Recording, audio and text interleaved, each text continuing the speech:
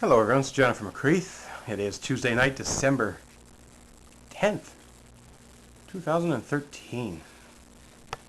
Try to balance the camera here so I can talk and look at my laptop at the same time. How's that? Interesting day on Twitter. The MHA for the district of Cartwright-Lansinclair up there in Labrador, Lisa Dempster, made a comment suggesting this is the longest fall sitting for provincial government without one piece of meaningful legislation. Light and fluffy feel-good stuff. What a waste of taxpayer money. Interestingly enough, and perhaps surprisingly, member of the governing caucus, the Conservative government, Paul Lane, member of the House of Assembly in Mount Pearl there, of all people, decided to bring this comment to my attention. Little old me, Jennifer McCreath. Perhaps because I'm best known as a political commentator here in the province of Newfoundland and Labrador. He tweets at me, Lisa Dempster feels amendments to the human rights legislation meaningless. What do you think, Jennifer McCreath? Well then, I think it's a good time to take a look. I'm going to zoom in on the camera here for you. There's the Twitter, as you can see. Lisa Dempster, Paul Lane. But more importantly, this is the lovely website, assembly.nl.ca, where you and all your family and friends can take a look at the list of bills that are active or were active in this sitting of the House of Assembly. He's got a cat sitting on my light here, so we're going to have to excuse him for a minute. Hi, Dasher, can you jump off the light there? Thank you. Alrighty. Alright, one thing government, and perhaps public servants like myself, tend to forget is not everybody out there reads legislation on a regular basis. And for all you people out there, this might be either boring or difficult to read. What's the term? Jargon? Anyway, since the House opened this fall, 19 bills have worked their way through the House,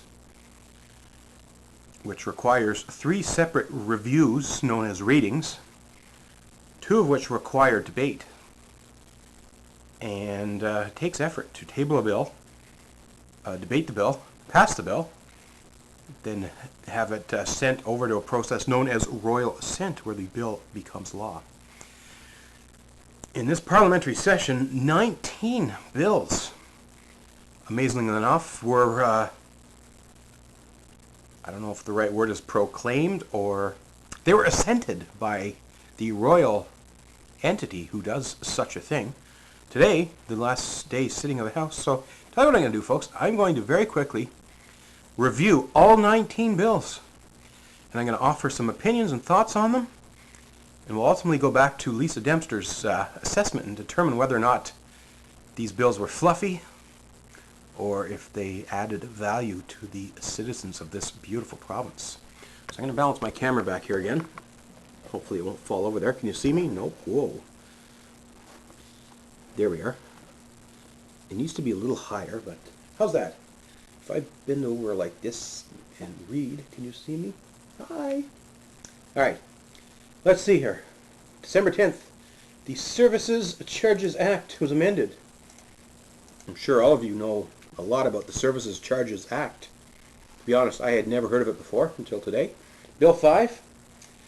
The bill would amend the Service Charges Act to change a reference to the basis for a fee payable the registration of a mortgage of land from the value of land to the amount of indebtedness to ensure consistency with fees prescribed under the Registration of Deeds Act. This bill would also clarify the formula for the calculation of land registration fees.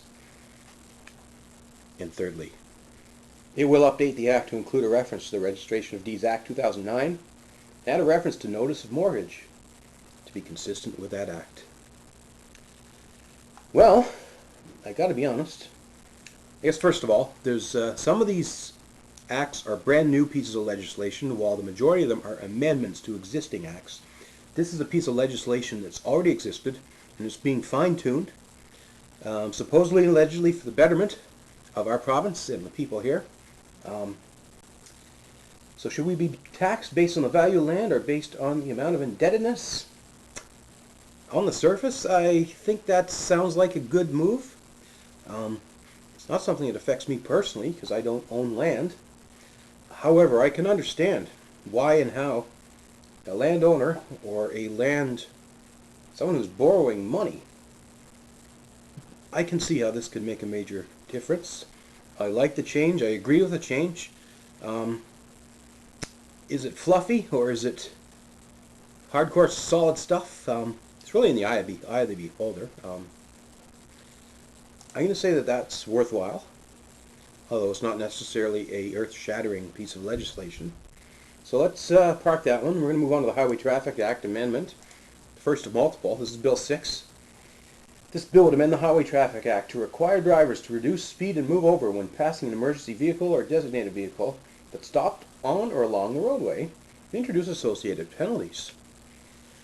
I guess what we're saying is it's never been illegal to not pull over. I mean, it's when you are 16 years old and you learn how to drive, they teach you if you see flashing lights and sirens, you pull over, right? Now, is that moral ethics or etiquette, or should it be a legal issue? Well, apparently it's never been a legal issue until now. To me, this is more than fluff. This is making a major statement that says if you don't get out of the way of the police cars and the fire engines, you're breaking the law and you can be penalized. I say congratulations on you. Honorable Dan Crummell, Minister of Service, Newfoundland and Labrador.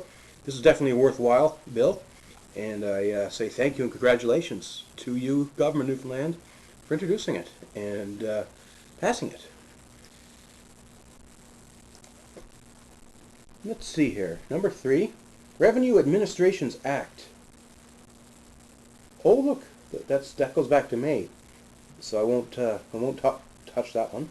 Here's one for you. The Supplementary Supplies Act was amended. An act for granting to Her Majesty certain sums of money for defraying certain additional expenses of the public service for the financial year ending March 31st, 2014, and for other purposes related to the public service. Number 2. How's that for a title?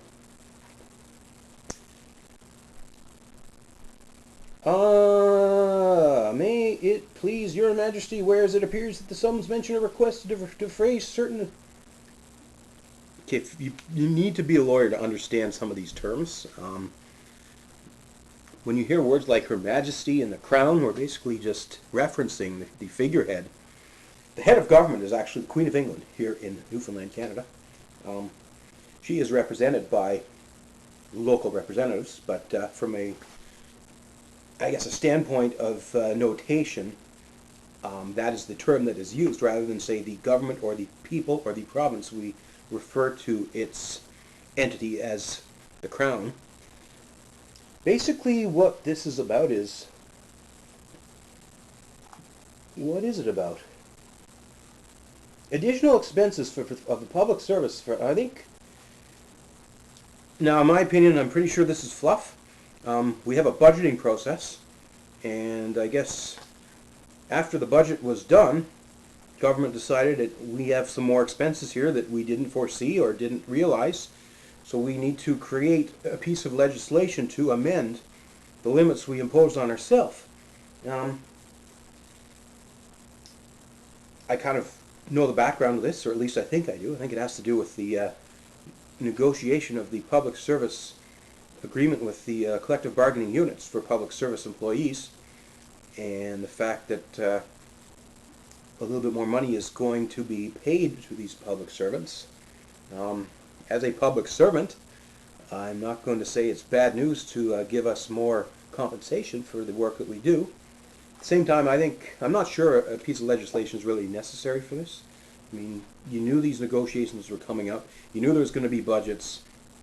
I'm not sure this is totally necessary. I'm suggesting, and I can't say for sure, but to me this appears like fluff. And yeah, Fluff, F-L-U-F-F, like a kitty cat, you know, fluffy. Anyways, we'll move on to the next one here. Pharmaceuticals Services Act. An act to amend the Pharmaceuticals Service Act. How about that? This bill would amend Section 19 of the Pharmaceuticals Act, Services Act, to enhance the power of the minister to remove a drug from the formulary where the manufacturer does not comply with pricing requirements. Subsection 19.4 of the Pharmaceutical Services Act, by adding immediately after the paragraph A, manufacturer does not comply with pricing requirements set out in the regulations. Okay, I got a question for you. There's a regulation that says you have pricing limits. How or why would it be even legal to break those limits? If you're breaking the limits, you're already breaking an act. Why do we need a second act? That's my question. Should pharmaceutical companies be ripping off consumers? No. At the same time, they have a right to not only break even, but make a small profit, because that's why they're in the business, right? If you invent a new drug that cures miracles, you deserve to be fairly compensated. How do you put a price tag on drugs that help save your life? I don't know. What I do know is I'm going to just raise this camera because I'm sick and tired of bending my neck. Hang on. Right back there. Let's try this. I know this is a bit... Whoa. Can you see that better? If you're still watching, by the way, I appreciate your attention. Now this table's wobbly. I'm not going to be able to do this. I don't know why. If we move this here just a little more. How's that? It's not going to fall, is it? How's that? Any better? Not really. Thanks for watching, by the way. How many is that? 4 or 5 out of 19? Like I was saying, it's pretty dry stuff. A lot of this stuff does not make the media. I think we've demonstrated, though, there's a lot of good work that goes into this. And this stuff just doesn't get written. Lots of time and hours and money and resources are put into this stuff. Revenue Administration Act, number 4. Meaning it had been previously amended 3 times prior in this year, I believe. Bill 12 is an act to amend the Revenue Administration Act. The bill would amend it to add a provision making parts 1, 2, 7, and 10 of the Act apply to persons who has been issued a mining lease, but who is not liable to pay tax under the Act. Wow. Mining lease, but who is not liable to pay tax under the Act. Yeah, I gotta admit, I am completely perplexed and confused here. I don't have the time to go and read this act as a whole. I'm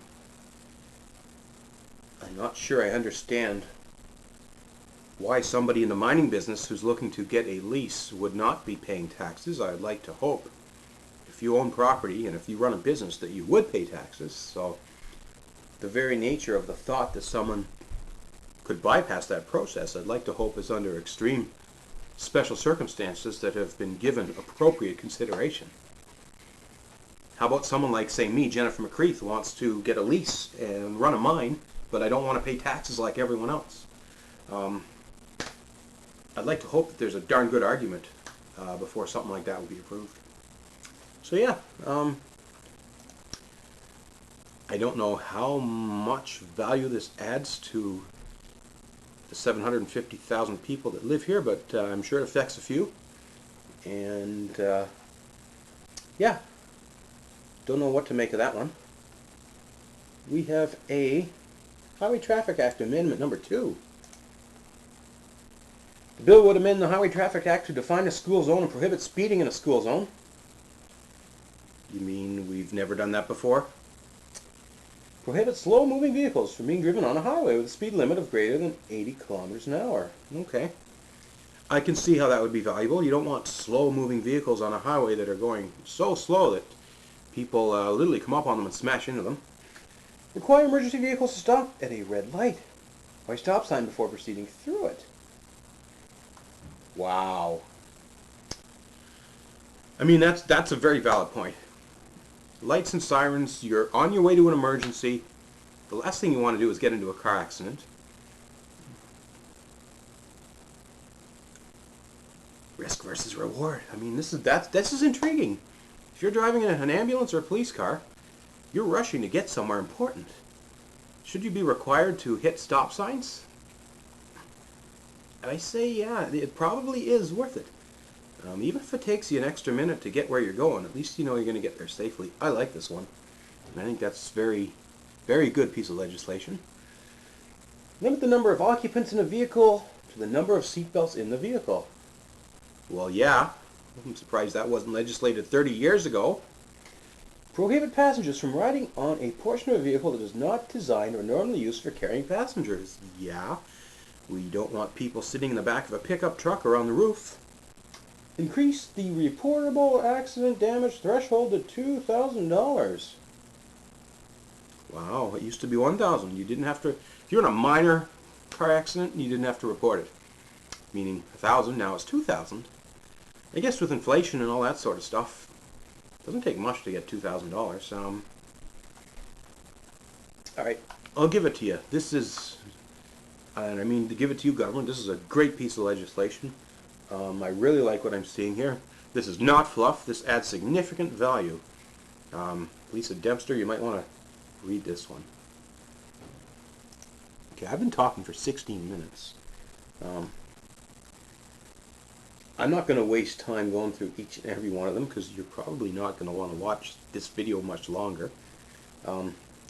Proceedings against the Crown Act. I'm just going to hit a couple of them here.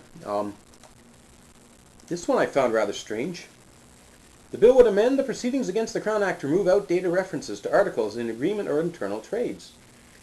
I won't comment on the issue, but it's a controversial thing that if you make one amendment to a certain act, it may somehow impact other acts. And rather than revisit those acts specifically, there's kind of a, what's the opposite of grandfathering something in? Is you're institutionalizing a change and automatically making changes to reflect one act. I think that's a dangerous thing. I'd rather look at each act and make sure that if you're changing Act A and it affects Act B, that Act B shouldn't just automatically change too. Fluff. That one's fluff, folks. We have, what else do we got here? Insurance Adjusters, Agents and Brokers Act. Bill would amend the Insurance Adjusters, Agents and Brokers Act. An act I'm sure you, oh.